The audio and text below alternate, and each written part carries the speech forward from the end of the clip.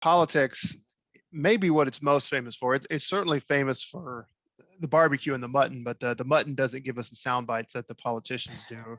So That's true. that's what everybody talks about afterwards. So most of my memories have to do with covering those political speakings. And yeah, pro wrestling is a very apt description, especially since I'm the one who said it. I'm going to take credit there. Well, sure, you should. Yeah. But yeah, very much heels and baby faces, just in case anybody needs me to interpret that.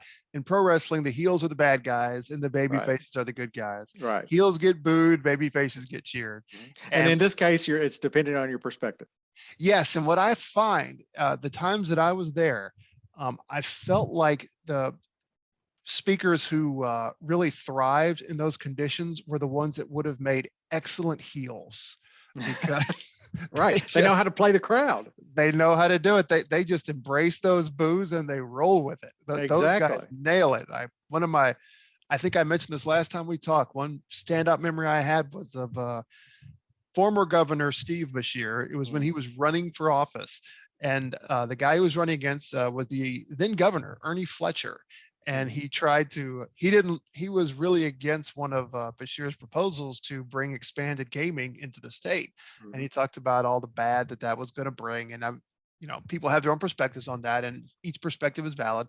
But Beshear just got up while everyone's booing him, and he just said, all right. Well, if we're not going to do expanded gaming in this state, everyone, we're going to go across the way right here and shut down the bingo hall, right? Not let the church do that anymore, aren't we?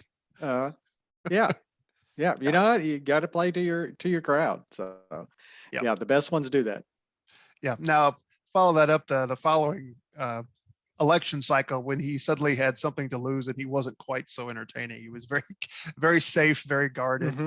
Gave a very nothing speech about the soldiers overseas. And I don't want to diminish soldiers overseas, but how safe is it to say, oh, I support the troops? Well, yeah, we all do. Come on, give us something of substance, Governor. What are you going to do? And right. Yeah. You can't, you really can't, or at least in my perspective, I've never been on the stage. So, I can't, approach it from that stance, but, you really can't, I don't think, go to Fancy Farm if you're a speaker and play that milquetoast type of approach. Oh, no. You have to go in it with, you're just going to attack it.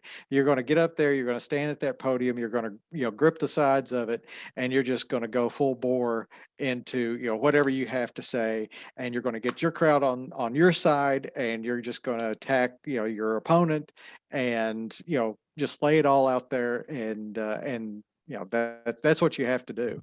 That's the approach that you have to take. You can't go up there, certainly not timid, because you're going to get railed pretty quickly, and then you have to be firm in your convictions, what you're going to say, and just own it. You're stepping up there for your whatever, 2 minutes, 3 minutes, 5 minutes, depending on your office that you're seeking, or what office that you hold, and you've got to claim all that time for yourself and not get booed or played off by the bluegrass band.